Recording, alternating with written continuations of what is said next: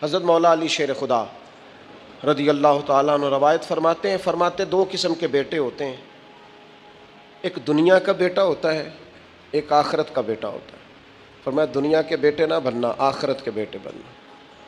اور نبی کریم علیہ السلام نے فرمایا وہ لعنتی ہے جو درہم و دینار کا بندہ بن گیا ہے۔ بندہ تو اللہ کا بننا چاہیے تھا، لیکن اس نے لعنت کٹھی کی ہے، یا درہم کا بندہ بن گیا یا دیناروں کا بندہ بن گیا، یعنی مال دولت سونا چاندی اس کا بندہ بن گیا، حالانکہ اسے اللہ کا بندہ بننا چاہیے۔ اتنا اپنے آپ کو لالچی کر لینا، اتنا حریص کر لینا کہ مطلب سارا کچھ ہی دولت بن گئی، ہر چیز کو دولت کے نقطہ نظر سے دیکھنا شروع کر دیا۔ اس قدر زیادہ لوگ الجھ گئے کہ قرآن مجید نے کہا الہاکم التکاثر حتی زرتم المقابر، فرمایا تمہیں غافل کر دیا ہے مال کے لالچ نے، یہاں تک کہ تم نے قبروں کے منہ دیکھ لیے، یعنی مرتے دم تک صرف پیسہ اکٹھا کیا ہے، صرف اور صرف اپنی ذات کے فروغ کے لیے، اپنے میک اپ کے لیے، اپنے آپ کو بنانے سنوارنے دکھانے نام پیدا کرنے میں وقت ضائع کر دیا۔ اور یہ بہت بڑا مسئلہ ہے ہمارے دور کا، ہم اپنے ذاتی قد کو اونچا کرتے رہتے ہیں ہر وقت، میرا نام ہو جائے، کو پتہ چل جائے کوئی، اور سیانے سیانے بندے، معاملہ فہم بندے، مدبر آدمی، ایسا نہیں کہ بے وقوف ہیں، سمجھدار ہیں، لیکن بیچارے تصویروں کے چکر میں پڑے ہوئے ہیں، فوٹو بازی کر رہے ہیں۔ آپ حیران ہوں گے کہ ہماری قوم ایک طرف یہ ہے کہ لوگ بیچارے بلوں کے لیے پریشان ہیں کہ ان کے پاس ادا کرنے کو پیسے نہیں، اور دوسری طرف ہمارے پاس اتنا پیسہ ہے کہ صرف بڑے سارے بورڈ پر ہم نے بڑی ساری ایک فلیکس لگوائی ہے جس کی کوئی ضرورت نہیں تھی، اس پہ عید مبارک لکھا ہے، اور مسئلہ عید مبارک کا نہیں تھا، وہ جو جس کی نیچے فوٹو لگی تھی نا، اس نے ذرا دکھانا تھا کہ میں بھی یہاں رہتا ہوں۔ یہ کیا ہے بھلا؟ یہ وہ نفس کی تسکین ہے، یہ وہ قرار ہے کہ جس کے پیچھے تھک گئے لوگ، یعنی کو تھوڑی تعریف کر دے دل ٹھنڈا ہو گیا، سکون آ گیا، وہ ذرا پتہ چل گیا 10 آدمی مجھے جانتے ہیں، کچھ تسلی ہو گئی۔ یہ اتنی بڑی نفس پرستی میں انسان لگ جاتا ہے کہ پرانے جو حکمران ہوتے تھے انہوں نے وظیفے پہ لوگ رکھے ہوتے تھے کہ تم نے ہماری تعریفیں کرنی، تنخواہیں ملتی تھی خوش آمدید کرنے کی، شعراء کو خریدا جاتا تھا ہمارے مناقب لکھو، نفس کی تسکین۔ لیکن کچھ رب کے بندے ایسے بھی تھے جنہوں نے قرآن جب غور سے پڑھا، جنہوں نے احادیث مبارکہ کو بالغ نظری سے دیکھا، جنہوں نے صحبت رسول قریب سے اٹھائی، تو انہیں طے ہو گیا کہ اصل گھر تو آخرت کا گھر ہے، والآخرۃ خیر وابقیٰ، آخرت خیر والی بھی ہے، ہمیشہ باقی رہنے والی۔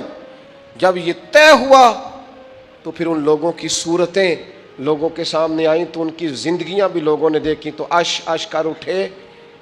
ان پہلی صف کے زاہدوں کو دیکھو گے نا، تو جب سب سے پہلے نام گنو گے تو ان میں ایک نام حضرت عمر فاروق کا بھی ملے گا۔ معاذ اللہ ثم معاذ اللہ، نقل کفر نہ باشد۔ کچھ لوگ ایسے بھی ہیں رفس زدہ، اور ایسے لوگ جنہوں نے معاذ اللہ ثم معاذ اللہ صحابہ کے بارے میں جن کی رائے ٹھیک نہیں۔ آپ حیران ہوں گے کہ جو معاذ اللہ ثم معاذ اللہ حضرت عمر کے بارے میں رائے ٹھیک نہیں نہ رکھتے، یہ کمال ہے نا، جو رائے ٹھیک نہیں رکھتے، یہ وہ بھی کہتے ہیں کہ 10 سال سے زیادہ وقت تک 24 لاکھ مربع میل پہ حکومت کرنے والے اس شخص نے اپنے گھر میں 1 روپیہ بھی نہیں جانے دیا۔ آپ اسے چھوٹی بات سمجھتے ہیں؟ بہتا دریا ہو اور بندہ کہے نہیں میں نے خشک رہنا ہے، یہ کیسے ہو سکتا ہے؟ یعنی کٹر مخالف بھی کہتا ہے کہ نہ مال خزانہ میں سے کوئی عمر کی جیب میں آیا ہے، نہ عمر فاروق کی اولاد کی جیب میں آیا ہے، انہوں نے آنے دیا ہی نہیں۔ وہ جو زہد تھا نا، ذہن بن گیا تھا کہ دنیا نہیں کٹھی کرنی، آخرت بچانی ہے۔ اور یہ ایک بات اور بھی ذہن میں رکھ لیں، زہد سے مراد یہ نہیں کہ بندے کی جیب میں کوئی شے نہ ہو تو پھر وہ زاہد ہوتا ہے۔ حضرت سلیمان بھی زاہد تھے، پر انہوں نے دنیا پر حکومت کی ہے۔ زاہد تھے جناب یوسف علیہ السلام بھی، پر حکمران بھی تھے۔ کوئی نہیں ملے گا اتنا بڑا زاہد جتنے بڑے زاہد اور پرہیزگار حضرت عثمان غنی تھے، پر گھر میں لاکھوں کروڑوں پڑے رہتے تھے۔ پیسہ ہونا اور بات ہے، لیکن دل پیسے سے لگا ہونا یہ اور بات ہے حضرت عمر رضی اللہ تعالیٰ عنہ کی زندگی ساری پڑھ لو اور غور سے پڑھ لو، معاذ اللہ کوئی ناقدانہ انداز میں بھی پڑھ لے، مخالف آئے میدان میں، ایک بات ماننی پڑے گی کہ دائیں بائیں آگے پیچھے دولتیں پھرتی رہیں، پر فاروق اعظم کی نظر کو دولت لبھا نہیں سکی، ان کا دھیان سیدھا یا بیت اللہ شریف کی طرف رہا ہے یا گنبد خضرا والے محبوب کی طرف رہا ہے، لبھایا نہیں کسی چیز نے، نہ کوئی چیز قریب آ ہی نہیں سکی۔ حضرت سعد بن ابی وقاص رضی اللہ تعالیٰ عنہ کا ایک قول ہے، اور درجنوں بیسیوں سینکڑوں باتوں اور کتابوں کا نچوڑ ہے۔ حضرت سعد بن ابی وقاص رضی اللہ تعالیٰ عنہ بیان کرتے ہیں، مصنف ابن ابی شیبہ میں موجود ہے، حضرت سعد بن ابی وقاص کہتے ہیں مجھے اللہ کی قسم عمر کوئی ہم سے مقدم آدمی نہیں تھے، لیکن درجہ بہت زیادہ لے گئے، کوئی پہلے نہیں آئے، ان سے پہلے بھی لوگ آئے، کوئی زیادہ آگے بڑھ کے زیادہ کام نہیں کیا، یہ صحیح سند سے مصنف ابن ابی شیبہ میں موجود ہے۔ حضرت سعد بن ابی وقاص کہتے ہیں اللہ کی قسم ایک بات تھی جس کی وجہ سے عمر صاحب سے آگے نکل گئے، حضور وہ کیا؟ فرمانے لگے عمر نے دنیا داری سے دل نہیں لگایا، مال سے، لالچ سے، ہرس سے، ہوس سے دور رہے عمر، ان کی دنیا سے بے رغبتی ان کو آگے لے گئی۔ اور یارو دانش مندان دا کم نہ ہی دل دنیا تے لانا، اس ووٹی تے لاکھ خامد کیتے۔ درویش سے پوچھا حضور، کہنے لگے حضور یہ زمین میری ہے، تو ہنس پڑے، کہنے لگے تیرے سے پہلے کس کی تھی اور تیرے بعد کس کی ہوگی؟ دانش مندہ دا کم نہ ہی دل دنیا تے لانا، اس ووٹی تے لاکھ خامد کیتے، جو کیتا سو کھانا۔ تو کھا جاتی ہے، روز نیا خامد کرتی ہے یہ دنیا، ہر روز نیا حکمران بناتی ہے۔ آپ کے ملک میں کئی وزیر اعظم ہیں جو زندہ ہیں، پوچھتا کوئی نہیں، کئی صدور رہ چکے ہیں، زندہ ہیں، پوچھتا کوئی نہیں۔ دنیا کا جو سب سے بڑا عہدہ تھا بظاہر وہ ملا ہے، لیکن حال کیا ہے؟ کچھ بھی نہیں۔ جب تک کرسیوں پہ تھے حیثیت اور تھی، کرسی تو اترے تو حیثیت۔ حضرت عمر کی زندگی کا بڑا سبق یہ ہے کہ دنیا سے بے رغبت ہو جاؤ، جو تمہارا ہے بس وہی تم نے حاصل کرنا ہے۔ آنے والی نسل کو بھی ہرس، ہوس، لالچ، مفاد پرستی پہ نہ لگاؤ۔ آپ نے ناراض نہیں ہونا، چند دن پہلے مجھے ایک یونیورسٹی میں بلایا گیا لیکچر کے لیے، تو کہنے لگے جی مین آپ نے بات چھیڑنی ہے، بالکل مین، آخر کیا وجہ ہے کہ پڑھے لکھے سمجھدار اتنی بڑی ڈگریاں اور پھر لوگ غلط طرف نکل جاتے ہیں؟ تو میں نے کہا مجھے زیادہ تو نہیں پتا، لیکن ہم جب پڑھتے تھے نا تو جس بچے سے پوچھتے تھے نا، زیادہ بچے یہی کہتے تھے بڑے ہو کے کیا بنو گے؟ کہتے میں نے ڈاکٹر بننا ہے اور مخلوق کی خدمت کرنی ہے، زیادہ تر یہی کہتے تھے۔ وہ بڑے ہو کے ڈاکٹر تو بن گئے پر اگلا لفظ بھول گئے، ڈاکٹر بن گئے وہ، لیکن مخلوق کی خدمت کرنی ہے یہ وہ۔ پھر انہوں نے چونکیاں رکھی ہیں 2-3، ایک پہ فیس جمع کرا لو، ایک آگے آ جاؤ، یہ اتنے پیسے مشورے کے ہیں، یہ پھر دوائی بھی وہاں سے لینا جہاں سے میں نے کہی ہے، ٹیسٹ بھی اس لیبارٹری سے کرانا جو سب کی بات نہیں کرتا، لیکن جو ہے وہ بہرحال ہے۔ خدا را کہیں تو دنیا داری چھوڑ دو، کسی مقام پر تو اس کو چھوڑ دو۔ اور یار میں تو اس دن بڑا ہی تڑپا تھا جس دن ایک بوڑھے نے مجھے آ کے کہا تھا پیر صاحب میں تہاڈی ماں باپ دی شان تے تقریر سنی ہے، کیا بات ہے، لیکن آپ کو پتہ ہے آج کل بچوں سے بھی عزت کرانے کے لیے باپ کا مالدار ہونا ضروری ہے۔ ابا غریب ہو تو وہ بچوں کے لیے زیادہ قابل احترام۔ اس نے کہا یہ بھی ذہن میں رکھیں آپ۔ تو میں تو ٹوٹ گیا سارا اور بکھر گیا اس بزرگ کی بات سن کے۔ اس نے کہا وہ غیروں سے مشورے لیتے ہیں صرف اس لیے کہ ان لوگوں کی جیبوں میں پیسے ہیں، اور میں نے بھی زمانوں کو سبق پڑھایا ہے، لیکن چونکہ جیب خالی ہے تو لہٰذا میں زیادہ سمجھدار اور سیاںا بندہ نہیں رہا۔ پیسے تو نہیں، جب تک زہد نہیں پیدا ہوتا تلنے لگ گئی ہیں چیزیں، گھٹن محسوس ہوتی ہے، گھٹن۔ حضرت عمر کی زندگی کا زہد اصل تھا۔ میں آپ سے عرض کروں 2 قسم کا مسئلہ ہے ہمارے ملک میں، کچھ کو اس لیے نیند نہیں آتی کہ لائٹ گئی ہے تو پنکھا بند ہے، لیکن کچھ کا پنکھا چلتا ہے انہیں نیند نہیں آتی کیونکہ اے سی بند ہے۔ پکی بات بتا رہا ہوں، بالکل پکی، نہیں نیند آتی انہیں جب تک اے سی نہ چلے، عادت ہو گئی، پیدا ہی اے سی میں ہو گئے۔ دل لگا لیا دنیا سے، مزاج نہیں بھائی، جب تک آپ کی طبیعت میں زہد پیدا نہیں ہوتا۔ اچھا یہ جو غریبی امیری ہوتی ہے نا، یہ بھی احساس سے وابستہ ہوتی ہے۔ آپ کا ذہن بن جائے نا کہ کوئی یار کی سوچے گا، تو پھر آپ گئے کام سے۔ اور اگر سادے کپڑوں میں آپ خوش ہیں نا تو انشاءاللہ کوئی کچھ بھی نہیں سوچے گا۔ اگر آپ غیر مطمئن ہیں تو پھر سارے ہی سوچیں گے کہ پتہ نہیں یار دیکھو کس طرح کپڑے پہنے۔ اور اگر آپ مطمئن ہیں تو انشاءاللہ تعالیٰ کسی بندے کو بھی کوئی پریشانی، کوئی ٹینشن نہیں ہوگی، کچھ بھی نہیں ہوگا۔ آپ کو ہے جتنا بھی اندر معاملہ، آپ سادہ زندگی میں خوش ہیں تو ساری دنیا ہی ٹھیک ہے۔ لیکن اگر آپ ہی بڑے پریشان ہیں کہ یار دیکھو میں کس طرح کا میں نے لباس پہنا ہے، تو پھر حالات خراب ہیں۔ معروف تابعی ہیں حضرت عبید بن عمیر رضی اللہ تعالیٰ عنہ، وہ فرماتے ہیں میں نے حضرت عمر کو نا جمرات کی رمی کرتے دیکھا۔ ہم اپنے لفظوں میں کہتے ہیں شیطانوں کو کنکر مارنا، حج کے موقع پر کہتے ہیں میں نے جمرات کی رمی کرتے دیکھا حضرت عمر کو 11-12 ذی الحج کو، وہ کنکر مار رہے تھے تو میں ان کے پیچھے تھا، تو صرف پشت پر نا 12 پیوند لگے ہوئے تھے کپڑوں، صرف کمر میں نے دیکھی کیونکہ صرف پشت میری جان 12 پیوند لگے تھے۔ لیکن فرماتے ہیں جب انہوں نے رخ میری طرف کیا تو جلال وہی تھا جو حضرت عمر کا ہونا چاہیے۔ میں بڑی دفعہ کہتا ہوں، مجھے پھر کہہ لینے دو، یار روب کپڑوں کا نہیں ہوتا، کردار کا ہوتا ہے۔ آپ کپڑوں سے روب ڈالنا چاہتے ہیں، بڑے بڑے موبائل ہاتھوں میں پکڑ کے روب ڈالنا چاہتے ہیں، بڑی گاڑیوں سے اتر کے روب ڈالنا چاہتے ہیں، کوئی نہیں ڈلتا۔ اب تو بھائی دنیا ایک سے ایک بڑھ کر ہے۔ روب آپ کے کردار و عمل کا ہوگا، روب ہوگا آپ کی شخصیت کے وقار کا، آپ کی وفاداری کا روب ہوگا۔ حضرت عمر رضی اللہ تعالیٰ عنہ کی زندگی میں جو زہد تھا، اچھا انہوں نے بہت سارے گورنروں کو پکڑا، کہا تو ریشم کا لباس پہنتا ہے یا تو نے مال بنا لیا ہے، چلا ادھر۔ اور جب بھی کسی کو گورنر بناتے تھے پہلے لسٹ بناتے تھے اس کے پاس کیا کیا ہے، اور وہ لسٹ اپنے پاس رکھ لیتے تھے۔ 6 مہینے سال میں اگر اس کے مال میں اضافہ ہوتا تو فارغ کر دیتے۔ لیکن کوئی بندہ انگلی بھلا کیوں نہیں اٹھاتا تھا،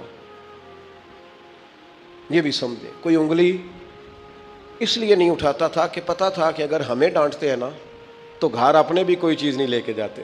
آپ غور فرمائیے گا میری بات پر، اور ہمیشہ اس بات کو یاد رکھیے گا، یہ جو ہمارا اعزاز ہے، یہ جو ہماری طبیعت ہے کہ ہمیں پروٹوکول سسٹم چاہیے، اور یہ بہت ساری جگہوں پہ ہے۔ کبھی کبھی اس سے دل بڑا اکتا جاتا ہے، پریشانی ہوتی ہے کہ یار کوئی تو بندہ اس سے باہر ہو۔ یہ ابھی حج کا سیزن آیا تھا، میرا ذاتی تبصرہ اس پر یہ ہے کہ کم از کم حج سے تو وی آئی پی سسٹم ختم کریں آپ۔ 15 لاکھ میں بھی بندہ حج کرنے جا رہا ہے اور 42 لاکھ میں بھی بندہ حج کرنے جا رہا ہے۔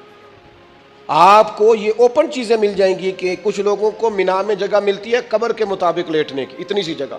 میں رات کو جب اٹھ کے سائڈ چینج کرتا تھا نا تو میں بیٹھتا پہلے اٹھ کے، تو پھر میں سائڈ چینج کرتا تھا مینا، اور اسی مینا میں آپ نے لوگوں کو اے سی والے بڑے بڑے خیمے بھی دیے ہوئے اور بڑی بڑی کشادہ جگہ بھی دی ہے۔ آپ وہاں سے وی آئی پی سسٹم مجھے ایک دفعہ ایک صاحب کہنے لگے، پیر صاحب میں نے 50 لاکھ کے قریب کا پیکج بنایا، ہر چیز زبردست۔ میں نے کہا خانہ کعبہ آ جائے گا کمرے کے اندر چل کے جو کمرے آپ دیں گے؟ کہنے لگا نہیں۔ تو میں نے کہا جب طواف کرتے وقت کوئی وی آئی پی نہیں، ایک ہی صف میں کھڑے ہو گئے محمود و ایاز، نہ کوئی بندہ رہا نہ کوئی بندہ نواز، بندہ ہو صاحب ہو محتاج و غنی ایک ہوئے، تیری سرکار میں پہنچے تو سبھی ایک۔ وہ کم از کم کہیں تو اس کلچر سے باہر آ جاؤ۔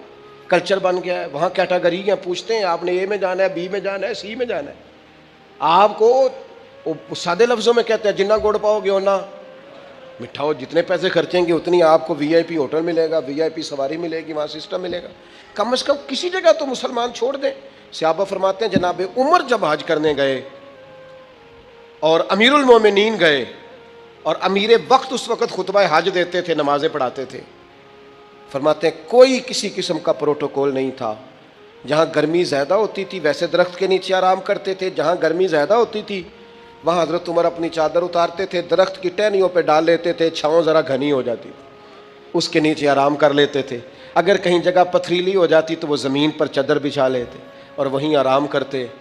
اور ایک نقطہ میرے ذہن میں آیا ہے، میں آپ کی خدمت میں عرض کر رہا ہوں، میرا خیال ہے کہ جب امیر وقت اس طرح کا ٹائم گزارتا ہے تو پھر غریبوں کو بھی غریبی یاد نہیں رہتی، پھر کلچر ہی بدل جاتا ہے ملک کا، پھر کوئی بندہ شکوہ نہیں کرتا، وہ سمجھتا ہے یار مطلب جب ہمارا امیر اس طرح ہے۔ لیکن جناب امیر صاحب اتریں گاڑی سے اور 4 چھتڑیاں ان کے سامنے کر دی جائیں اور ہٹو بچو اور پیچھے ہٹ جاؤ کا رنگ ہو، پھر کیفیات کچھ اور ہوتی ہیں۔ اپنی زندگی کو سادہ کریں، اپنے اٹھنے بیٹھنے کو سادہ کریں، اپنی غذاؤں کو سادہ کریں، اپنی ملاقات سے تکلف نکال دیں۔ آپ کیا ہیں، کچھ ہیں، کوشش کریں کہ اند اللہ اچھے مومن بننے کی کوشش کریں۔ باقی اس کلچر سے جتنا آپ اپنے آپ کو بچائیں گے، سوسائٹی میں خوبصورتی پیدا ہوگی۔ عزیز دوستو، میں نے سورہ فتح کی ایک آیت کا ابتدائی حصہ پڑھا ہے۔ نبی پاک صلی اللہ تعالیٰ علیہ وسلم عمرے کی حاضری کے لیے تشریف لے گئے تو مقام حدیبیہ پر کفار مکہ نے روک لیا اور کہا کہ آپ جنگ کے ارادے سے آئے ہیں تو ہم آپ کو مکہ میں داخل نہیں ہونے دیں گے۔ اللہ کے پیارے رسول صلی اللہ تعالیٰ علیہ وسلم نے جناب عثمان غنی رضی اللہ تعالیٰ عنہ کو اپنا سفیر مقرر کر کے مکہ شریف میں بھیجا، اور حضور نے فرمایا عثمان انہیں جا کے بتاؤ کہ ہم جنگ کرنے نہیں آئے، ہم تو اللہ کے گھر کا طواف کرنے آئے۔ حضرت عثمان غنی وہاں تشریف لے گئے۔ کفار مکہ نے جناب عثمان غنی کو روک لیا، اور سب سے پہلی بات تو یہ کی کہ آپ اگر طواف کرنا چاہیں تو کر لیں، صحیح کرنا چاہیں تو کر لیں، عمرہ مکمل کر لیں، لیکن ہم نبی پاک صلی اللہ علیہ وسلم کو نہیں کرنے دیں گے۔ تو حضرت عثمان غنی کہنے لگے تم کیا سمجھتے ہو میں مدینے والے رسول کے بغیر عمرہ کر لوں گا؟ میں اسی دن کروں گا جس دن میرے نبی پاک صلی اللہ علیہ وسلم کریں گے۔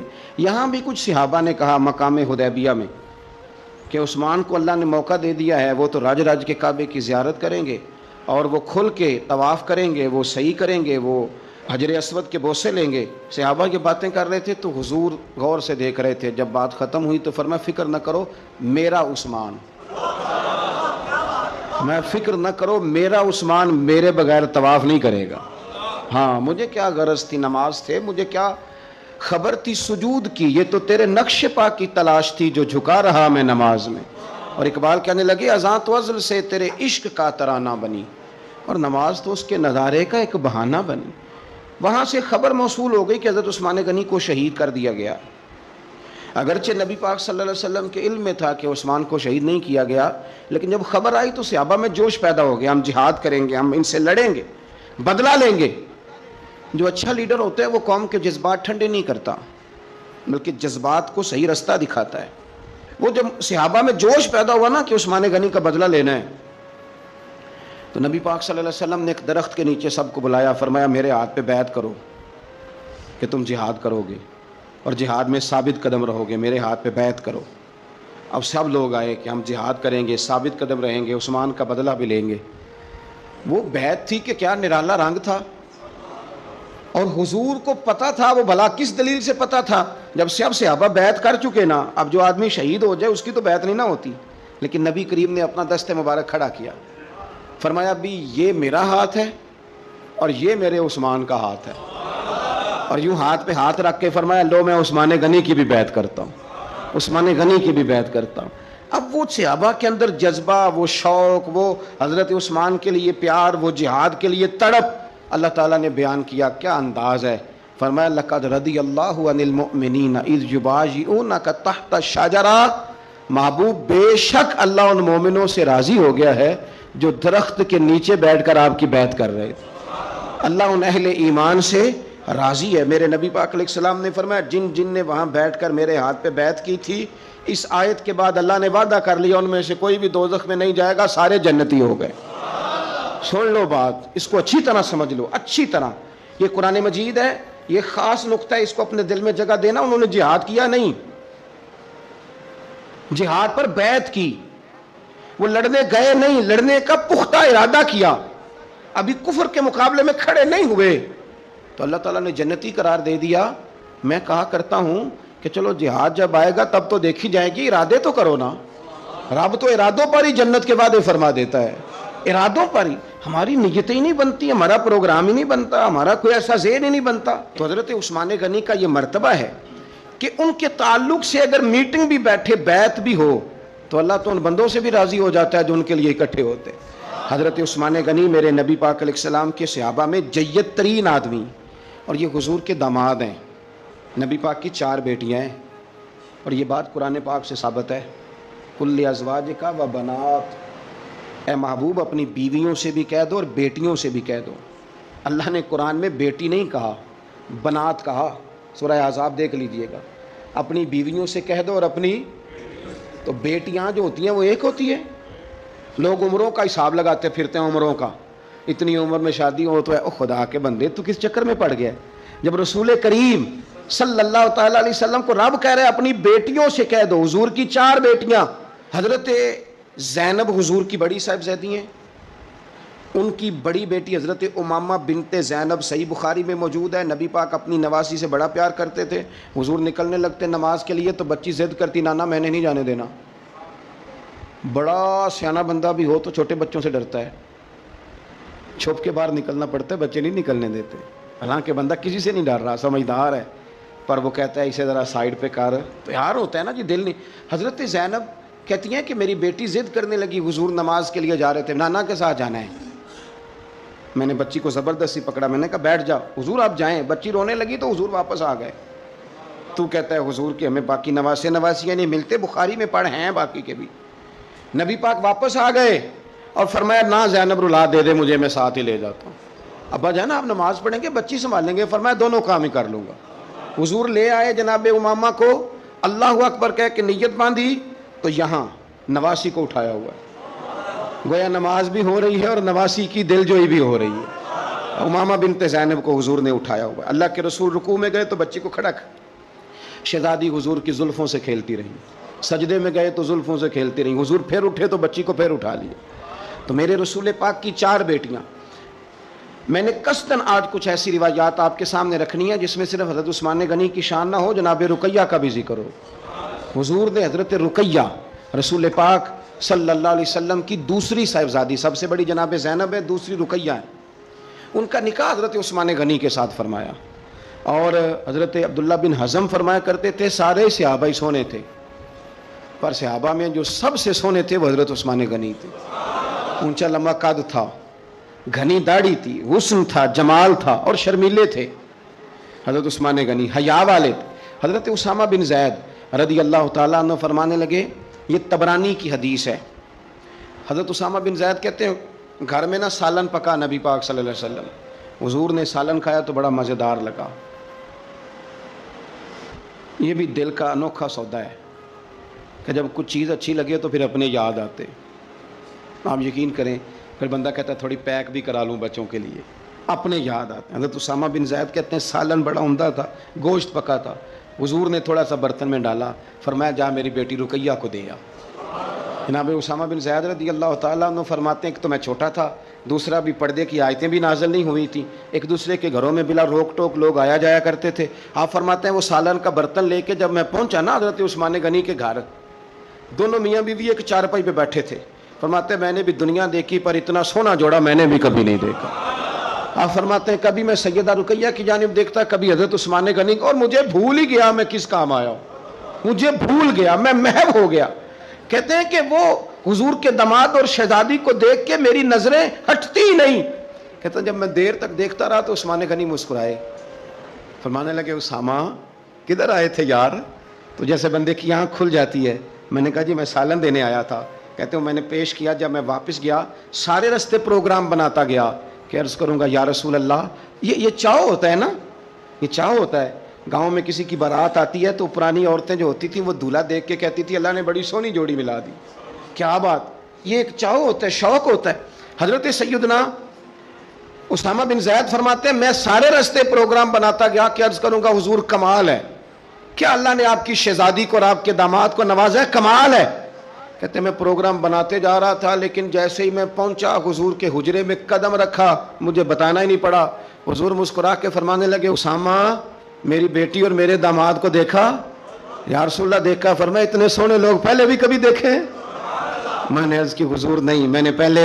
کیا بریلی کے امام کا انداز ہے. فرماتے ہیں تیری نسل پاک میں ہے بچہ بچہ نور کا، کیونکہ تو ہے عین نور تو تیرا سب گھرانہ ہی نور کا. حضرت عثمان غنی رضی اللہ تعالیٰ عنہ اور جناب رقیہ خوبصورت ترین. اچھا مکہ شریف میں بڑے ظلم کیے لوگوں نے مسلمانوں پہ، مسلمان مجبور ہو گئے ہجرت کرنے کے لیے. ایک ہجرت مدینہ شریف سے پہلے ہوئی تھی، اس کو ہجرت حبشہ کہا جاتا ہے. اس ہجرت حبشہ میں نبی پاک کی شہزادی جناب رقیہ بھی شامل تھی اور حضرت عثمان غنی بھی شامل تھے. حضرت رقیہ نے اجازت مانگی، یا رسول اللہ سب لوگ ابشا جا رہے ہیں تو میں اور عثمان بھی چلے جائیں؟ تو نبی پاک صلی اللہ علیہ وسلم نے فرمایا چلے جاؤ، یہاں کافر تنگ کرتے ہیں، وہاں جا کے یکسوئی سے رہو گے۔ یہ دونوں میاں بیوی چلے گئے، ہجرت کر لی ابشا کی جانب اللہ کے راستے میں۔ حدیث میں مجموع الزوائد میں جو لفظ ہے نا وہ نرالے ہیں۔ صحابہ فرماتے ہیں حضور ہر آنے جانے والے سے پوچھتے میری رقیہ کا کیا حال ہے، میرے عثمان کا کیا حال ہے، لیکن خبر نہ کوئی ملتی، حضور پریشان رہتے۔ صحابہ فرماتے ہیں ایک عورت ایک دن آئی، نبی پاک علیہ السلام نے اس سے بھی فوراً پوچھا بتاؤ نا میرے عثمان اور رقیہ کا کیا حال ہے، ملی ہو؟ کہنے لگی یا رسول اللہ میں مل کے آئی ہوں، عثمان کو تو اللہ نے شان ہی بڑی دی ہے، وہ مٹی کو بھی ہاتھ لگاتا ہے تو رب اسے سونا بنا دیتا ہے، وہ تو کمال ہو گئی۔ اللہ کے حبیب وہ بڑے سکون میں ہیں، سکھی ہیں۔ اب حضور نے بیان کیا مجموع الزوائد میں اور تاریخ الخلفاء میں امام سیوطی علیہ رحمہ نے اس کو لکھا۔ اب یہاں نبی پاک علیہ السلام فرمانے لگے، حضور فرمانے لگے اللہ کے نبی حضرت لوط علیہ السلام وہ تھے جنہوں نے اپنی بیوی کے ساتھ اللہ کے راستے میں ہجرت کی تھی۔ حضرت لوط علیہ السلام، ہجرت بہت بڑا مقام ہے اگر کوئی دین کے لیے کرے، لیکن صحابہ نے ہجرت کی تو اکیلے اکیلے، حضرت ابو بکر بھی ہجرت کر کے گئے تو اکیلے، حضرت عمر بھی گئے تو اکیلے، لیکن حضور فرمانے لگے انبیاء میں سے حضرت لوط علیہ السلام نے ہجرت کی تھی اپنی بیوی کے ساتھ، چونکہ گھر والوں کو لے کے ہجرت کرنا مشکل ہوتا ہے، جو کام مشکل ہو اس پہ اجر بھی زیادہ ملتا ہے۔ حضرت لوط نے ہجرت کی تھی اپنی بیوی کو لے کے، فرمایا جناب لوط سے لے کر آج تک دوبارہ اگر کسی جوڑے کو ہجرت کرنے کی سعادت ملی ہے تو میرے عثمان اور میری بیٹی رقیہ کو ملی ہے۔ فرمایا عثمان نے اپنی بیوی سمیت ہجرت کی ہے، حضرت لوط علیہ السلام سے لے کر عثمان غنی تک۔ اگر کبھی آپ اس پہلو کو سمجھیں تو بڑا ذائقہ دے گا کہ گھر بار چھوڑا ہے، ہر چیز قربان کی ہے، کس لیے؟ اللہ اور اللہ کے رسول کے لیے۔ تو یہ پہلا نبی پاک صلی اللہ علیہ وسلم نا اس جوڑے سے پیار کرتے، حکمتیں۔ ہمارے ہاں پتہ کیا ہوتا ہے، کچھ دکھ نا ہم نے جان بوجھ کے گھڑ لیے ہیں، وہ دکھ نہیں ہے، جان بوجھ کے۔ مثلا ابا جی گئے بیٹی کے گھر میں شادی کے 2 4 5 مہینے کے بعد، تو واپس آ کے ابا جی رو پڑے، کیا ہو گیا جی آپ کو؟ کہتے ہیں اوہو میری تھی تے کام ہی بڑے کر دی پئی، میں نے بڑی لاڈوں سے پالی تھی، بڑی لاڈلی تھی، وہ میں گیا ہوں چولہے کے آگے کھڑی تھی۔ یہ جعلی دکھ ہے، اپنے گھر کا کام کر رہی تھی کہ یہاں وہ اللہ معاف کرے اسے نوکری کرا رہے تھے۔ تو یہ جان بوجھ کے گھڑے ہوئے دکھ ہیں جن کا کوئی معنی نہیں، کوئی مطلب نہیں۔ اپنے گھر کا کام کر کے بچی کی صحت بھی ٹھیک ہوگی، اس کے نظریات بھی پختہ ہوں گے اور خاوند کی عزت کرے گی، اسے راضی کرے گی، تو میرے رسول پاک نے فرمایا رب جنت بھی عطا فرمائے گا۔ لیکن یہ دکھ ہے جناب، وہ ہو میں گیا گرمی بڑی سخت تھی، یعنی یہ دکھ ہے کوئی کہ میری بیٹی روٹیاں پکاتی ہے جی، شکر کار پکاتی ہے، اللہ کا احسان سمجھ۔ یہ تو دور ہے وسوسوں کا۔ میں تو کہتا ہوں اس میں جو بندہ زیادہ مصروف ہے نا، اس کو روٹی کھانے کا ٹائم بھی مشکل سے ملتا ہے، وہ بھلا آدمی ہے، تھک کے سوئے، یہ ٹینشنوں میں نہ پڑے، چگلیوں میں نہ پڑے، غیبت میں نہ پڑے، گلے نہ کرے، بری سوچ نہ اسے آئے، اچھا اللہ کا شکر ادا کر۔ اور یہ پرانے لوگوں کے اندر یہ خاص، آج کل تو میں دیکھتا ہوں سارے بیچارے نوجوان لڑکے، انہوں نے جمعے والے دن ہینگر لٹکائے ہوتے ہیں پیچھے، سارے کپڑے دھوبی سے استری کرا کے لا رہے ہوتے، سارے پتہ نہیں کہاں کام کاج ہوتے ہیں، ہمیں نہیں سمجھ آتی۔ سب نے سائیکل پہ روٹیاں لٹکائی ہوتی ہیں، کھانا پا گیا روٹیاں لے آؤ، کون سے کام کی بات؟ پھر بھی ابا جی رو رہے ہیں آ کے۔ اور یہ بچیوں کی ٹریننگ کریں، آپ یقین کریں یہ مفت کے رٹے ہیں، جھگڑے ہیں۔ کیا ہو جاتا ہے؟ سنو میرے رسول پاک نے کیا فرمایا۔ کسی نے پوچھا حضور بہترین مسلمان کون ہے؟ تو نبی پاک نے فرمایا جو سلام لینے میں پہل کرے اور روٹی زیادہ کھلائے۔ تو اگر آپ کی بیٹی کسی کو روٹی پکا کے کھلائے گی تو بہترین مسلمان بنے گی۔ کون سا دکھ آپ نے پالا؟ سنو میں آپ کو حدیث سناتا ہوں۔ میرے نبی کریم علیہ السلام حضرت عثمان غنی کے گھر تشریف لے گئے۔ جناب عثمان غنی کے حضور اچانک گھر پہنچے۔ حضرت ابو ہریرہ رضی اللہ تعالیٰ عنہ فرمانے لگے جب نبی پاک علیہ السلام ان کے حجرہ نور میں داخل ہوئے نا، تو نبی پاک کی شہزادی سے بڑھ کر تو کوئی شہزادی نہیں نا، یہ تو وہ خواتین ہیں جن کو قرآن نے سب سے بہترین کہا حضور کے گھر میں رہنے والے لوگوں کو۔ حضور کی لخت جگر جناب رقیہ۔ حضرت ابو ہریرہ کہتے ہیں حضور اچانک پہنچے حضرت عثمان غنی کے گھر، تو جناب عثمان غنی چارپائی پہ بیٹھے تھے اور جناب رقیہ اپنے ہاتھوں سے ان کے بالوں میں پانی ڈال ڈال کے ان کے سر کو دھو رہی تھی، یعنی چکی بھی پیسیں جناب رقیہ، لیپا پوتی بھی کریں کچے مکان کو، گھر کا سارا کام کاج بھی کریں اور اپنے شوہر کے بالوں میں پانی ڈال کر وہ سر بھی دھوئے۔ حضور پہنچ گئے، جناب عثمان غنی کی نظر پڑی تو جھجک محسوس کی۔ حضرت رقیہ رضی اللہ تعالیٰ عنہ بھی ذرا ٹھہر گئیں. دیکھو میرے نبی پاک کی تربیت کا انداز. رسول کریم نے کیا فرمایا؟ نبی کریم فرمانے لگے رقیہ اپنے شوہر کی زیادہ خدمت کیا کر. رقیہ اپنے خامد کی زیادہ خدمت کر. فرمایا میرے سارے صحابہ شان والے